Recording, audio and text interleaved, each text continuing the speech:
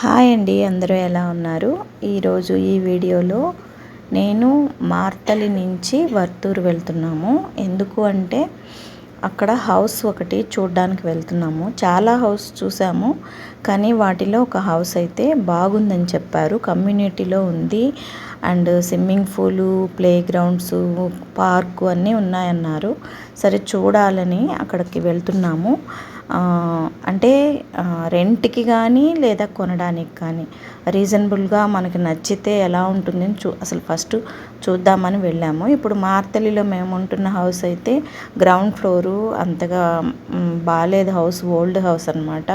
మేము వచ్చిన కొత్తల్లో ఏదో ఒకటి ముందు దొరికితే సరిపోతుంది అనే ఉద్దేశంతో మేమైతే హౌస్ తీసేసుకున్నాము. గ్రౌండ్ ఫ్లోర్లో ఉండడం వల్ల చాలా ప్రాబ్లమ్స్. వచ్చిన వాళ్ళందరూ ఫస్ట్ బెల్ కొట్టేస్తారు.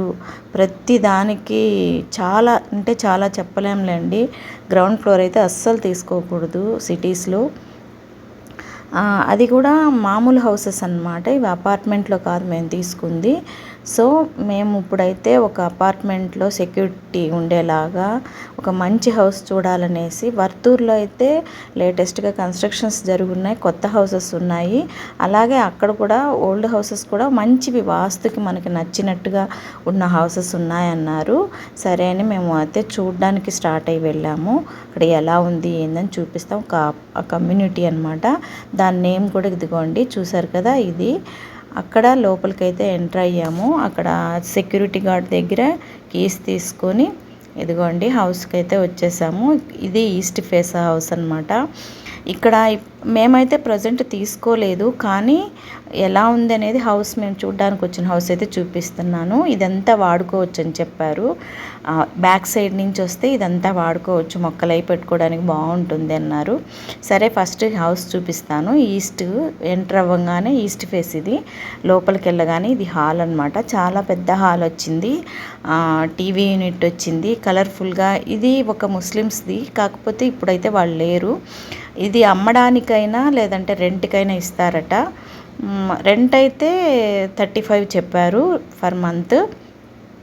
అడ్వాన్స్ అయితే 1.5 లక్ష దాకా అడిగారనమాట. అదే అమ్మడానికైతే 80 lakhs చెప్పారనమాట. మాకైతే ఇల్లు అయితే బాగా నచ్చింది, వాస్తుకి బాగుంది. 2 bedrooms, ఒకటి కామన్ బాత్రూము, ఒకటి అటాచ్డ్ బాత్రూమ్ ఇచ్చారు. బాగుందనమాట. అంత నీట్గా ఉంది హౌస్ అయితే, వాస్తుకి కరెక్ట్గా అనిపించింది. జనరల్గా బెంగళూరులో వాస్తున్న హౌసెస్ దొరకడం అనేది చాలా కష్టము. ఎక్కడ పడితే అక్కడ బెడ్రూమ్స్, కిచెన్స్ ఇచ్చేస్తాడు. వాష్రూమ్స్ అయితే ఈశాన్యంలో పెట్టేస్తాడు. సరే వెళ్ళే దగ్గర ఒక మంచి హౌస్ వాస్తు బాగున్నది తీసుకోవచ్చు కదా అనుకున్నాం. ఇది బ్యాక్ సైడ్ అనమాట, పడమర వైపు.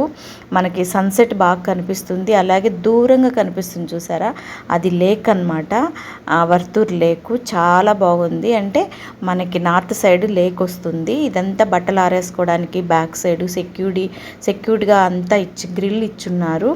తర్వాత ఈ సైడ్ అంతా మనం వెళ్ళొచ్చు, కాకపోతే లేకపోయినా ఇక్కడంతా చెట్లు అవి పెట్టుకోవచ్చు. నాకైతే హౌస్ చాలా బాగా నచ్చింది. కొంచెం మాట్లాడితే ఏమన్నా తగ్గిస్తారేమో అని అనుకున్నాను. చూసాము. ఇదంతా బాగుంది. ఏరియా అంతా లోపల కమ్యూనిటీ చాలా బాగుంది. విశాలమైన ప్లేసు, చక్కగా ఇక్కడ చైర్స్ వేసుకోవచ్చు, మొక్కలు పెట్టుకోవచ్చు.